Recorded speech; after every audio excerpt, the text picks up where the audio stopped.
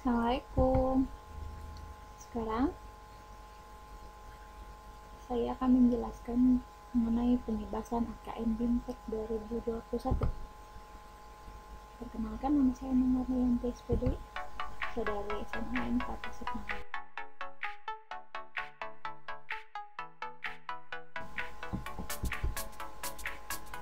Percakapan hidup abad 21. Apa saja yang menjadi percakapan hidup abad 21? Yang pertama yaitu kecakapan belajar dan berinovasi. Kedua, kecakapan menggunakan teknologi informasi. Dan yang ketiga, kecakapan hidup untuk bekerja dan berkontribusi pada masyarakat. Selanjutnya, pelajar Pancasila.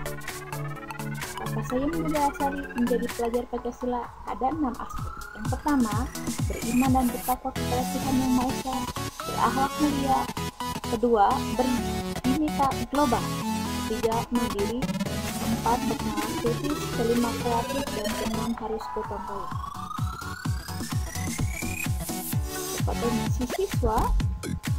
Kompetensi siswa dalam aspek AKM ini ada beberapa hal. Kompetensi siswa terdiri dari 2 aspek, yaitu percakapan hidup abad 21 dan profil pelajar siswa. Kemudian bertolak pada terukur melalui asesmen nasional berupa 3 aspek, yaitu AKM, asesmen kompetensi minimal, kedua survei karakter, dan ketiga survei lingkungan belajar. Apa yang disebut asesmen nasional? Asesmen nasional menghasilkan informasi untuk memantau perkembangan mutu waktu ke waktu, kesenjangan antar bagian dalam kehidupan pendidikan. Kedua, asesmen nasional juga bertujuan untuk menunjukkan apa yang seharusnya menjadi tujuan sekolah, yakni mengembangkan kompetensi dan karakter siswa. Ketiga, asesmen nasional juga memberi gambaran tentang karakteristik esensial sebuah sekolah yang efektif untuk mencapai tujuan utama. Apa bedanya AKM dan UN? Jelas ada perbedaannya. Berikut beberapa yang menjadi pembeda antara AKM dan UN. Dari tujuan pelaksanaan, jelas berbeda. Dari asesmen nasional mengevaluasi sistem satuan pendidikan, sedangkan ujian nasional berfokus pada pencapaian hasil belajar murid secara individu. Kedua, mengenai jenjang penilaian juga berbeda. Dari asesmen nasional banyak sekali berkontribusi dalam kesetaraan jenjang dasar dan menengah, sedangkan ujian nasional hanya meliputi 2 segmen, yaitu SMP dan SMA. Level siswa ada 3 level dalam asesmen nasional, 5, 8, dan 9. Berbeda dengan ujian nasional adalah disiapkan untuk tingkat akhir pada setiap jenjang. Subjek siswa. Asesmen nasional, survei siswa dipilih secara acak, sedangkan ujian nasional melalui sensus.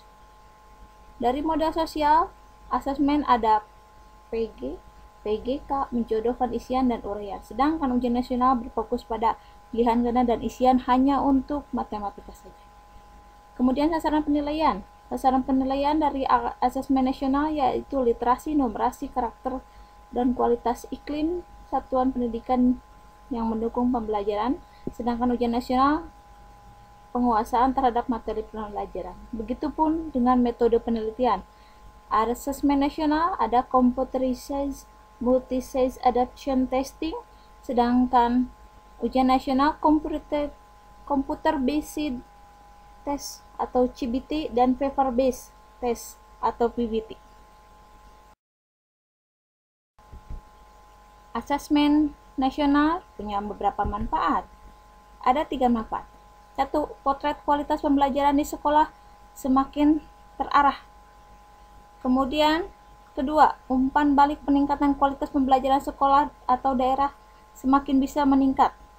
Ketiga, dasar untuk penyusunan program semakin terperinci dalam rangka peningkatan kualitas pembelajaran sekolah. Belajar ada levelnya? Ada level pembelajaran dalam asesmen nasional, yaitu level 1 untuk kelas 1 dan 2, level 2 kelas 3 dan 4, level 3 kelas 5 dan 6, level 4 kelas 7 dan 8, level 5, 9 dan 10, level 6 untuk kelas 11 dan 12. Literasi dalam AKM tentu saja ada konten, proses kognitif, dan konteks. Konten terdiri dari dua, yaitu teks informasi dan teks fiksi.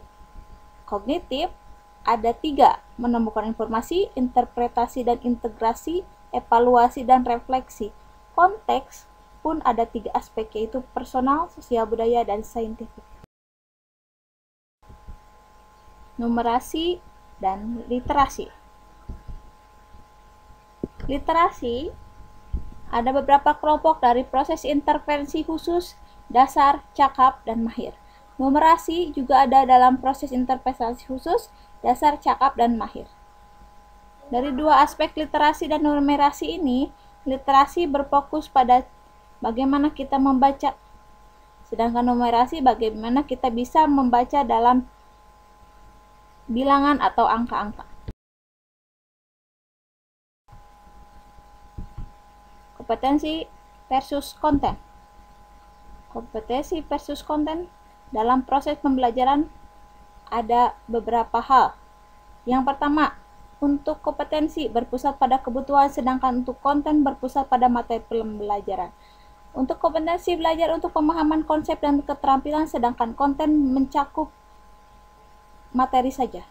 Kemudian untuk kompetensi menunjukkan kinerja menerapkan konsep, sedangkan untuk konten menjawab serangkaian pertanyaan tes berdasarkan topik. Untuk kompetensi, pembelajaran berkaitan dengan konteks kehidupan nyata, sedangkan untuk konten kurang nyata atau terkait kepada konteks kehidupannya saja. Untuk kompetensi, orientasi pada proses dan penguasaan kompetensi, sedangkan konten orientasi pada nilai A. Berikut adalah kategori dan kompetensi dan contoh analisisnya. Ada 4 kategori, yaitu perlu interpretasi khusus, dasar, cakap, dan mahir. Contoh analisisnya, setiap kategori mempunyai 4 contoh analisis, dari kebutuhan, cara formal dan informal, struktur pembelajaran, dan pendekatan. Apa itu segitiga belajar? Segitiga belajar mempunyai 4 kategori, asesmen, pembelajaran, dan kurikulum, melingkupi kompetensi kepemimpinan sekolah dan kompetensi guru, yang di dalamnya merupakan pengalaman belajar siswa. Selesai, alhamdulillah. Syukron, semoga bermanfaat. Wassalamualaikum warahmatullahi wabarakatuh.